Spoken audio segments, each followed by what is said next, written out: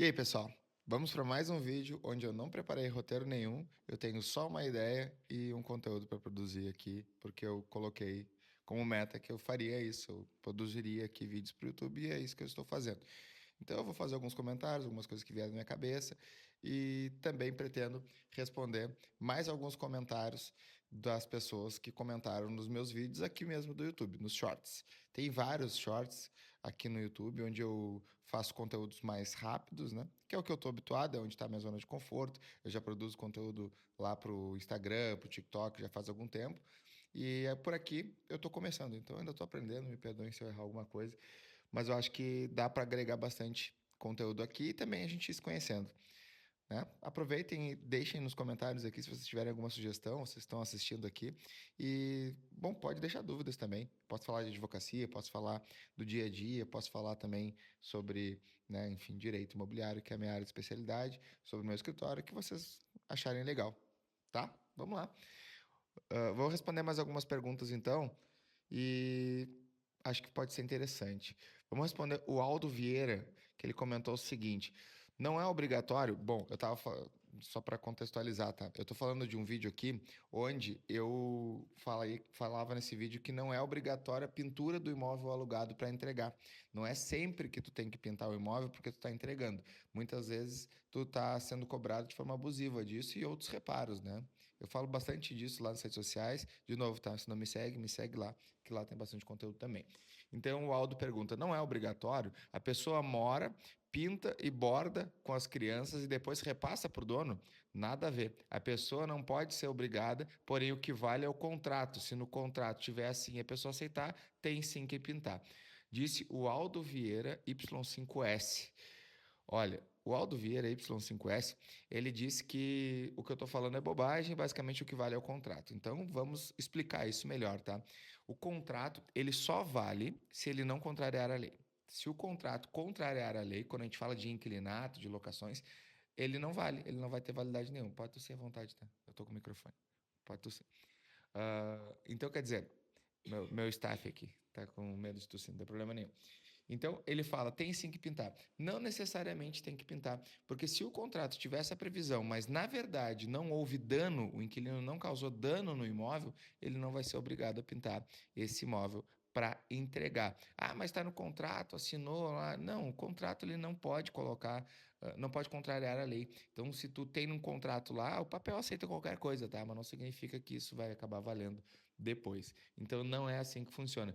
E aí ele coloca ainda lá, a pessoa mora, pinta e borda com as crianças e depois repassa para o dono. Se esse pintar e bordar significar dano, ele danificar as paredes, danificar o imóvel, ele vai ter que consertar. Eu falo isso bastante ali, né? Então, se não danificou, é que não vai precisar. Onde está isso na lei? O casal essencialista perguntou. Está lá no artigo 23, inciso 3 da Lei 8.245 de 91. Não gosto de ficar falando do dispositivo de lei, porque isso aqui não é um canal de jurídico, né? É um canal de direito, mas para pessoas leigas. Então não acho que não é tão legal ficar falando de dispositivo, mas de uma forma geral, para quem gosta aí, né? Tá aí o número da lei e do artigo. O Diego Valério perguntou o seguinte, deixa eu tomar um mate. Morei por 4 anos numa casa e levantou alguns pisos do chão, que acabou quebrando uns 4 ou 5 pisos. E agora a proprietária quer que eu troque todo o piso, pois o que tem atualmente já não existe mais no mercado. Sou obrigado a trocar? Olha, essa pergunta do Diego é muito boa. Se ele morou 4 anos na casa e levantou alguns pisos, a gente tem que entender o que aconteceu. Por que levantou esses pisos? Se levantou esses pisos por algum motivo, por exemplo, olha, a umidade do lugar, é uma zona litorânea, perto da praia, então tem muita umidade. Isso pode acontecer, é um piso muito antigo, ele falou que já não tem mais no mercado, então provavelmente é um piso muito antigo. Se é um piso muito antigo e não existe mais no mercado, o que que isso implica dizer? Pode ser que seja um problema estrutural. E se for um problema estrutural, não vai ser responsabilidade dele trocar os pisos, nem os 4 ou 5 que quebraram e nem todos eles. Agora, se quebrou porque ele danificou, deixou cair alguma coisa, lascou, sabe? Quebrou mesmo, né? Jogou alguma coisa no chão e quebrou. Aí, nesse caso, ele vai ter que trocar. Ah, mas não tem mais no mercado. Ele vai ter que deixar uniforme e parecido. É isso que diz a jurisprudência. Então, se para isso for necessário trocar todo o piso daquela peça, ele vai ter que fazer, tá? Dani Leide. Dani Leide, vamos lá. Sim, arrumar pelos gastos do tempo não deve, mas pelo dano causado pelo inquilino, sim. Aparentemente, ela fez um comentário aqui que explica o meu vídeo. Olha, a Verônica trouxe um sábio comentário. A Verônica, Verônica Palenza, ela disse sabiamente: Trambique, com N. Então tá. Tati, Tati, Tatinha, mas quando entram querem pintura até com ouro em pó. É, às vezes acontece mesmo. A Elinice Souza, ela disse: Gostaria de saber se tem isso por escrito em lei, pois estou precisando exatamente para me resguardar disso. Falei já que o artigo de lei e também a lei que fala sobre isso.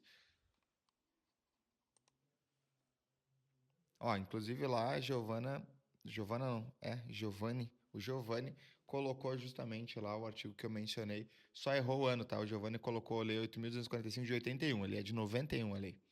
Mas é isso aí, o artigo 23, inciso 3 desta lei. Muita gente pergunta também, tá, e cobrar IPTU pode? Pode, desde que esteja previsto no contrato. O IPTU, ele originariamente é um dever do proprietário pagar. Então, ele só vai poder repassar para o inquilino se tiver previsto no contrato. Aqueles contratos que são verbais, de boca, sempre tem contrato, tá? Então, mas se o contrato ele é verbal, de boca, nesse caso, vai acabar que não vai ter validade a cobrança de IPTU. Aí não vai poder cobrar o IPTU. Tá? Bom, gente, conteúdo mais expositivo, conteúdo mais de direito. E é isso, né? Eu abro aqui e começo a gravar. Eu vou até abrir uma caixinha de perguntas lá no Instagram específica para isso. Eu já tenho uma hoje, inclusive, não sei quando é que está assistindo esse vídeo, mas hoje eu tenho uma caixinha aberta lá que as pessoas já estão mandando várias dúvidas, né? Geralmente sobre direito imobiliário. Mas eu estou pensando em abrir uma caixinha específica para sugestões de conteúdo aqui para o YouTube. E aí eu posso falar, inclusive no meu último vídeo, peraí, eu vou até abrir aqui o meu último vídeo porque eu acho que tem uma sugestão. Peraí. E aí eu já vou, de repente eu já posso até falar sobre isso. Aqui, ó. O que temos aqui? Nós temos o seguinte. Aqui eles tentam de tudo, é verdade, tentam mesmo.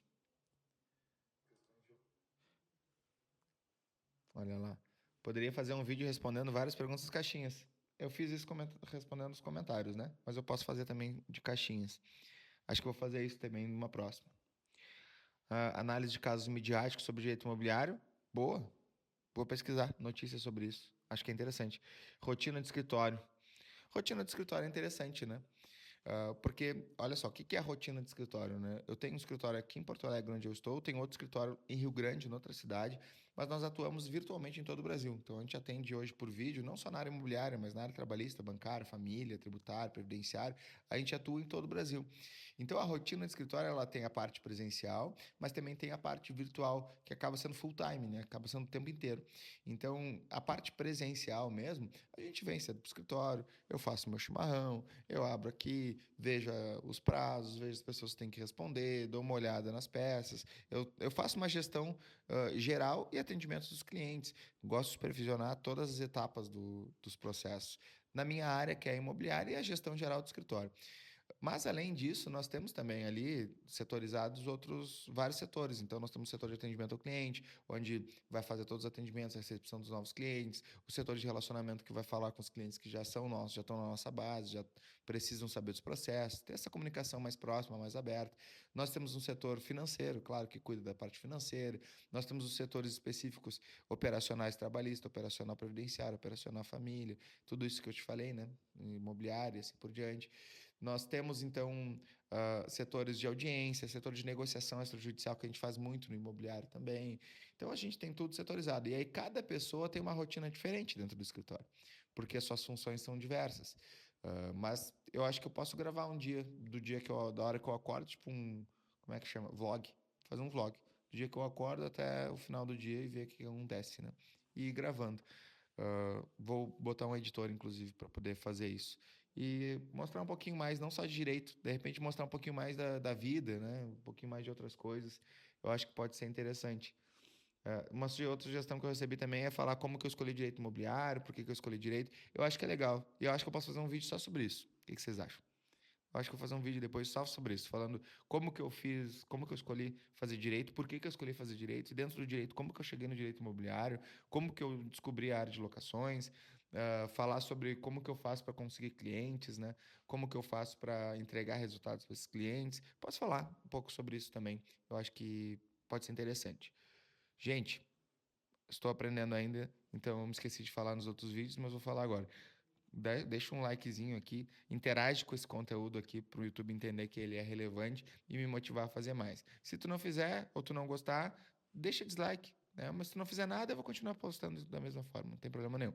Mas se tu puder fazer isso, eu vou agradecer. Se inscreve no canal, sininho, essas coisas todas.